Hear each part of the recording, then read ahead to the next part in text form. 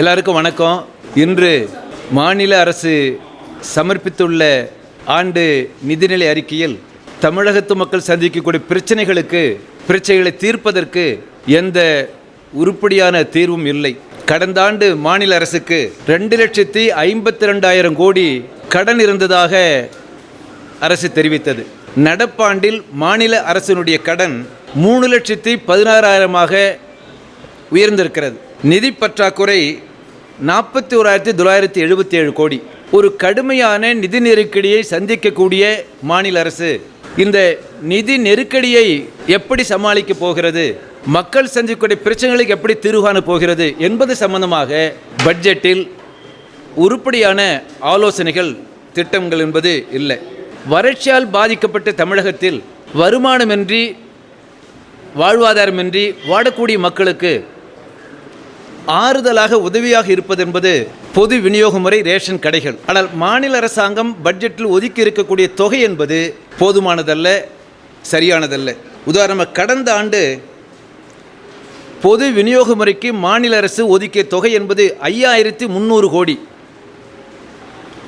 ஆனால் நடப்பாண்டில் மத்திய அரசாங்கம் உணவு பாதுகாப்பு சட்டத்தை அமலாக்குவதன் மூலம் மாநில அரசுக்கு தர வேண்டிய மானிய தொகை என்பது 2,730 கோடி மத்திய அரசாங்கம் வெட்டியிருக்கிறது, குறைத்திருக்கிறது.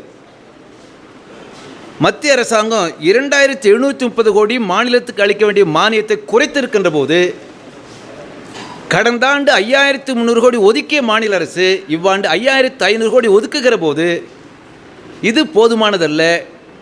பொது விநியோக முறை ரேஷன் கடைகளை அது முறையாக செயல்படுவதற்கோ, உளுத்தம்பருப்பு, துவரம்பருப்பு, ஃபார்ம் ஆயில் வழங்குவதற்கோ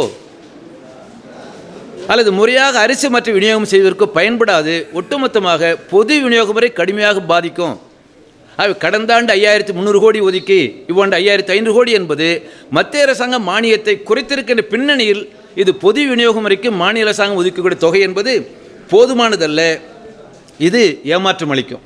விவசாய உணவு உற்பத்தி என்பது ஆண்டின் நிதிநிலை அறிக்கையில் மாநில அரசு எஸ்டிமேட் திட்டமிட்டிருப்பது நடப்பாண்டில் 1 கோடி டன் உணவு தானியம் உற்பத்தி செய்வோம். இது கடந்த ஆண்டு 1,47,00,000 டன்.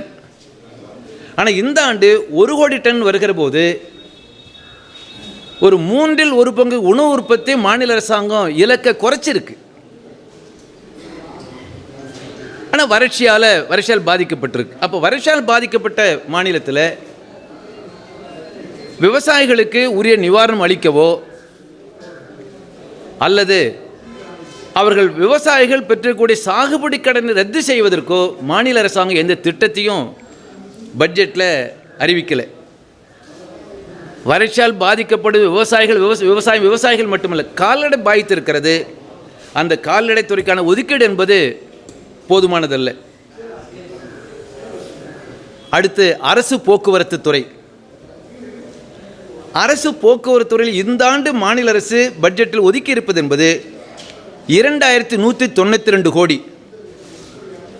இந்த 2,192 கோடியில் டீசல் மானியத்துக்கு ஒதுக்கியது போக மாணவர்கள், முதியோர்கள் அவர்களுக்கு அந்த டிக்கெட்டுக்காக ஒதுக்கியது போக மிச்சம் சொற்ப தொகை தான் மிஞ்சுது. ஆனால் போக்குவரத்து துறையில் ஓய்வு பெற்ற தொழிலாளர்களுக்கு அரசு வழங்க வேண்டிய நிலுவைத் தொகை என்பது 1,100 கோடி பாக்கி இருக்கு. போக்குவரத்தில் ஓய்வு பெற்ற ஓட்டுநர்கள், நடத்துனர்கள் அல்லது டெக்னிக்கல் ஓய்வு பெற்றவர்களுக்கு இன்னும் அந்த ரிட்டையர்மெண்ட் பெனிஃபிட் நிலுவைத் தொகை கொடுக்கல. அது மட்டும் பாக்கி 1,100 கோடி. அடுத்ததாக போக்குவரத்து தொழிலாளர்களுடைய வருங்கால வைப்பு நிதி PF, அதிலிருந்து மாநில அரசாங்கம் ஒரு 3,000 கோடி செலவுக்கு எடுத்துட்டாங்க. தொழிலாளர்களுடைய வருங்கால வைப்பு நிதி அந்த கணக்கில் இருந்த தொகையில் 3,000 கோடி அரசை எடுத்து செலவு பண்ணிட்டாங்க.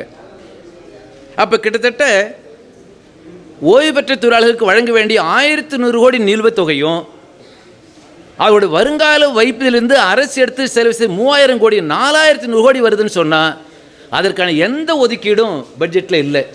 அந்த போக்குவரத்து துறை என்பது மிகப்பெரிய நெருக்கடியில் அரசாங்கம் வச்சிருக்கு.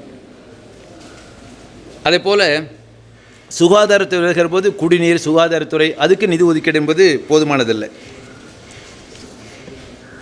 தொழிலாளர் நலத்துறையில் பட்ஜெட்டில் விவரம் கொடுக்கப்பட்டிருக்கிறது. முறைசாரா தொழிலாளர்கள் 68,52,000 பேர் வந்து அதில் பதிவு செஞ்சுருக்கிறாங்க நல வாரியத்தில். அவங்க என்ன சொல்கிறாங்க, 115 கோடி ரூபாய் கடந்த ஆண்டு நாங்கள் வந்து நல உதவித்தொகை கொடுத்துருக்கோம்னு சொல்கிறாங்க. ஆனால் நல உதவித்தொகை கேட்டு மனு கொடுத்த தொழிலாளர்கள் எண்ணிக்கை என்பது 2,70,000 பேர். ஆகவே கடந்த ஆண்டு அந்த நல வாரியத்தில் முறைசாரா தொழிலாளர்களுக்கு மனு கொடுத்தவர்களுக்கு சரியாக உதவித்தொகை வழங்கப்படவில்லை, முறையாக வழங்கப்படவில்லை. ஆகவே அந்த தொழிலாளர் நலத்துறைக்கு, நல வாரியத்துக்கு மாநில அரசு ஒதுக்கி இருக்கக்கூடிய அந்த தொகையும் போதுமானதல்ல.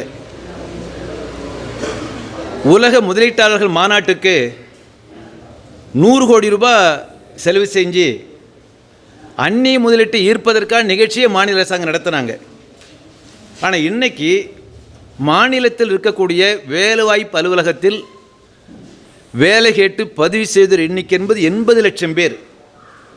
இந்த 80 லட்சம் என்பது மாநிலத்துடைய ஒட்டுமொத்த மக்கள் தொகையில் குழந்தைகளை தவிர்த்து, முதியோரை தவிர்த்து வேலை கேட்டு பதிவு செய்துள்ளோர் எண்ணிக்கை 80 லட்சம் என்பது ஹை ரேட் ஆஃப் அன்எம்ப்ளாய்மெண்ட்.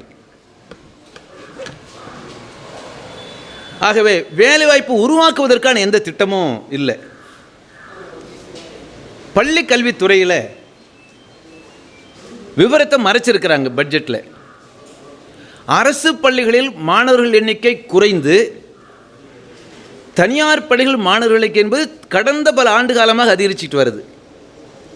அரசு பள்ளிகளில் மாணவர்கள் எண்ணிக்கை குறைகிற போது மெல்ல மெல்ல அரசு பள்ளிகள், ஒரு பகுதி பள்ளிகள் மூடக்கூடிய நிலைமைக்கு போகுது. அப்போ அரசு பள்ளிகள் மாணவர்கள் எண்ணிக்கை குறைவதை, மூடுவதை தடுப்பதற்கு நிர்வாக ரீதியாகவோ நிதி ஒதுக்கீட்டு மூலமாகவோ நடவடிக்கை எடுப்பதற்கான எந்த ஆலோசனையும் பட்ஜெட்டில் இல்லை.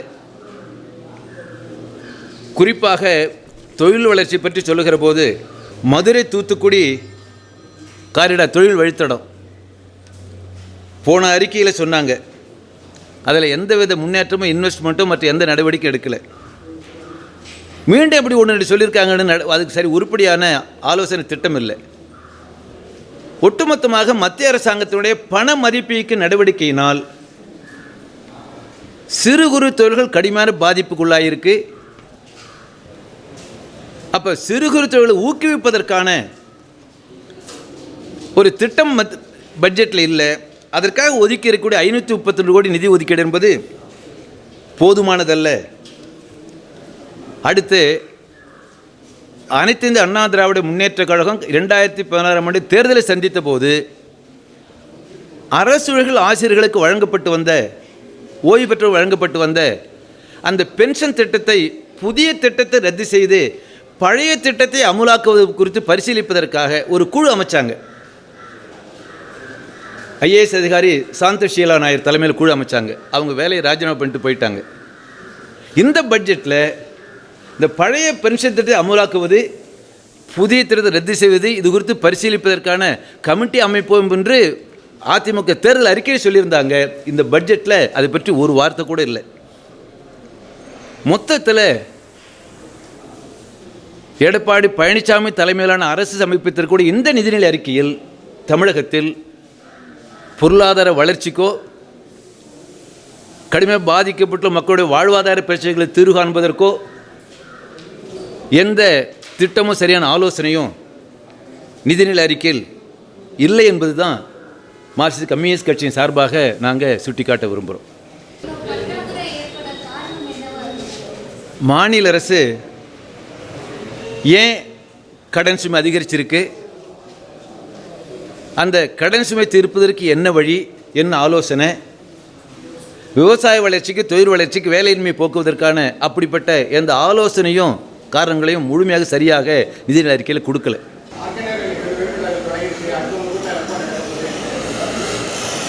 நான் பட்ஜெட்டை பற்றி விளக்குறேன், ஆர்கே நகரை பற்றி கேட்குறாரு. கண்டிப்பாக உங்களுக்கு அழைப்பு கொடுத்து ஆர்கேனக இடைத்தேர்தல் குறித்து எங்களுடைய முடிவை மக்கள் நல கூட்டமைப்பின் முடிவை நாங்கள் அறிவிப்போம். நன்றி.